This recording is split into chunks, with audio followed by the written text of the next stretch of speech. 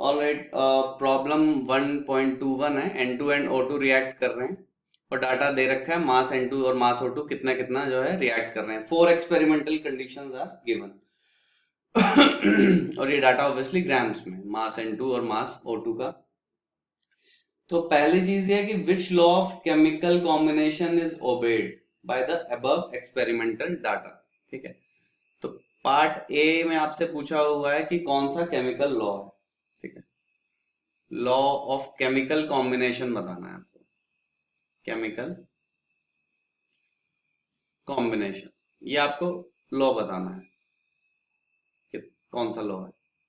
ठीक है भाई, तो अगर इस केस में अगर हम कंसिडर करें तो 14 ग्राम N2 देखते हैं। 14 ग्राम N2 को हम फिक्स्ड करते हैं सब कुछ। ठीक है, हम we are not fixing 28 gram, we are fixing 14। पहले वाले वन में देख लिया 14 है, तो 14 के कॉरेस्पॉन्डिंग ऑक्सीजन यहाँ 16 रिएक्ट कर रहा है, 14 के कॉरेस्पॉन्डिंग यहाँ 32 रिएक्ट कर रहा है, यहाँ 28 के कॉरेस्पॉन्डिंग 32 है, तो यानी 14 के कॉरेस्पॉन्डिंग क्या होगा 16, यानी फर्स्ट वाला ही डाटा हो गया। फोर्थ डाटा में क्या हो जाएगा, 28 ग्राम N2 है और 80 ग्राम O2 है। फोर्थ डाटा पे फोकस करें, 28 ग्राम N2 यानी, तो यानी दोनों को 2 2 से डिवाइड कर दें, तो इसका क्या मतलब, क्योंकि हम 14 ग्राम्स में ही देख रहे हैं। ठीक है, तो यानी 14 ग्राम में कितना है, 40 ग्राम्स है। तो दिस डाटा, थर्ड वाला डाटा तो रिपीटेड है, ये तो यही बन जाएगा फर्स्ट वाला ही, है ना। 28 ग्राम N2 है तो 32 ग्राम से रिएक्ट करेगा, तो 14 ग्राम N2 16 ग्राम से रिएक्ट करेगा। This is very simple. Fourth part में क्या हो जाएगा, जो N2 है इसका अमाउंट आएगा 40 ग्राम, सॉरी O2 का अमाउंट आएगा 40 ग्राम। अब अगर O2 की सिंपलेस्ट रेशियोज को कंसिडर करें, O2 आपस में कैसे जब कंबाइन हो रहा है, तो मास की रेशियो क्या क्या है, 16, 32 और 40। ठीक है, फिर से रिपीट कर नहीं कर रहे हैं हम, 40, तो 8 is a good number, 8 2 is 16, 8 4 is 8 5 is 40। तो ये दिखा रहा है कि जब fixed mass of nitrogen combine होता है ऑक्सीजन से, तो जो मास ऑक्सीजन का कंबाइन होता है वो आपस में सिंपल होल नंबर की रेशियो में होता है। क्लियर है भाई, आ रही है बात समझ में। यहाँ पे N2 का मास मास क्या किया हमने, फिक्स कर दिया है। नेक्स्ट चीज हमने क्या पूछी, हमने कहा कि भैया कॉरेस्पॉन्डिंगली O2 का कितना कितना मास रिएक्ट कर रहा है, तो हमने देख लिया 16, 32, 40। तो फिक्स्ड डाई नाइट्रोजन के मास के लिए जो मास रिएक्ट कर रहा है डाई ऑक्सीजन का, O2 का, वो कितना कितना ग्राम है, 16, 32 और 40। हमने थर्ड वाले डाटा को रहने दिया है because it is just repeating the first data. तो उस ऑक्सीजन की जो रेशियो आ रही है, ये सब O2 हैं, ये सारे के हैं O2। तो उस O2 में जो रेशियोज आ रही हैं वो आ रही हैं 2:4:5। क्लियर है भाई, तो इसका क्या मतलब है कि नाइट्रोजन ऑक्सीजन से कंबाइन करता है, ठीक है, to give different sort of oxide, and it is called law of multiple proportions. ठीक है, ये आप पढ़ते आए हैं, it's no big deal and you can write it up. Part B में we have to fill in the blanks. ठीक है, प्रॉब्लम 21 का पार्ट बी है। तो 1 किलोमीटर में कितने मिलीमीटर है, देखिए there are several ways to do it, whatever you like, you if you are able to convert it's well and good. ठीक है, ना तो आप ये मेथड अप्लाई कर सकते हैं। हम पहले इस पार्ट का देख रहे हैं। देखो सिंपलेस्ट किलोमीटर है ना, तो 1 किलोमीटर उसे कितने मीटर हो गए, ये तो सबको पता ही रहेगा अगर किलो है।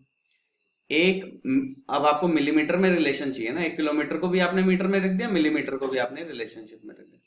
मिली का क्या मतलब होता है, 10⁻³ मीटर। क्लियर है भाई, राइट हैंड साइड वाले दोनों मीटर में, लेफ्ट हैंड साइड वाले हैं LHS happens to be in kilometre and millimetres.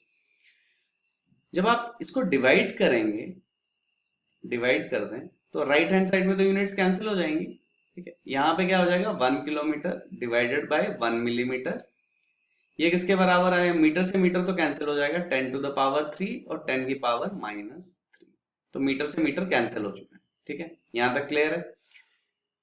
यानी कि इस चीज का क्या मतलब हुआ, 1 kilometre divided by 1 millimetre is equal to, जब पावर ऊपर जाएगी तो क्या हो जाएगी, पॉजिटिव, तो 3 + 3 हो जाएगा।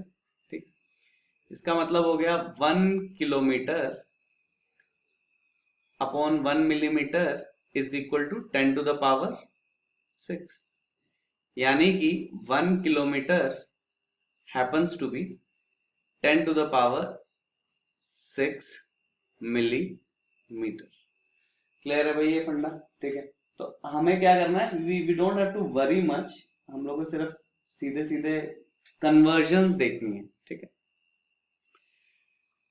पिकोमीटर में कन्वर्ट करना था तो पिकोमीटर में हम क्या कर देंगे भाई, तो किलोमीटर को पिकोमीटर में बदलना है। ठीक है, तो फिर से 1 किलोमीटर तो वैसे रहने दिया हमने, 10 की पावर 3 मीटर। अब 1 पिकोमीटर आ गया, पिको 10 की पावर -12 मीटर, डिवाइड कर दें 1 kilometre divided by 1 picometre equal to, right hand side की यूनिट्स कैंसिल होंगी, लेफ्ट हैंड साइड की यूनिट्स कैंसिल नहीं होंगी। तो यानी इसका क्या मतलब हो गया, 1 kilometre divided by 1 picometre is equal to, ठीक है, 10 टू द पावर 15। तो हमने यहाँ पे कन्वर्ट कर दिया है 1 किलोमीटर और पिकोमीटर को, तो ठीक है 1 km, तो यहाँ पे हम क्या लिख देंगे, 10 to the power 15 picometres. There are n number of ways to convert it, but do whatever you feel convenient with. All right, part B 1.21, part B में जो part B में second part है, इसमें हमें कन्वर्ट करना है milligram, 1 milligram में कितने केजी हो, नैनोग्राम। ठीक है, तो हम क्या करेंगे, स्टार्ट कैसे करेंगे, 1 मिलीग्राम। ठीक है, तो मिली मतलब 10 की पावर -3 ग्राम हो गया, किलोग्राम में चेंज करना है, राइट, 1 किलोग्राम्स। तो किलोग्राम का क्या मतलब हो गया, 10 टू द पावर 3 ग्राम्स। यहां तक क्लियर है? हमने कहा है हम इस सेट को डिवाइड कर देते हैं, 1 मिलीग्राम डिवाइडेड बाय 1 किलोग्राम कितना हो जाएगा, 10 की पावर -3, और ग्राम से ग्राम कैंसिल हो जाएंगे राइट हैंड साइड पे, ये कैंसिल हुए, लेफ्ट हैंड साइड कैंसिल नहीं होगी। ठीक है, तो 1 मिलीग्राम अपॉन 1 किलोग्राम कितना हो जाएगा, 10 की पावर -3, और ये आते हुए माइनस हो जाएगा तो -6 हो गया।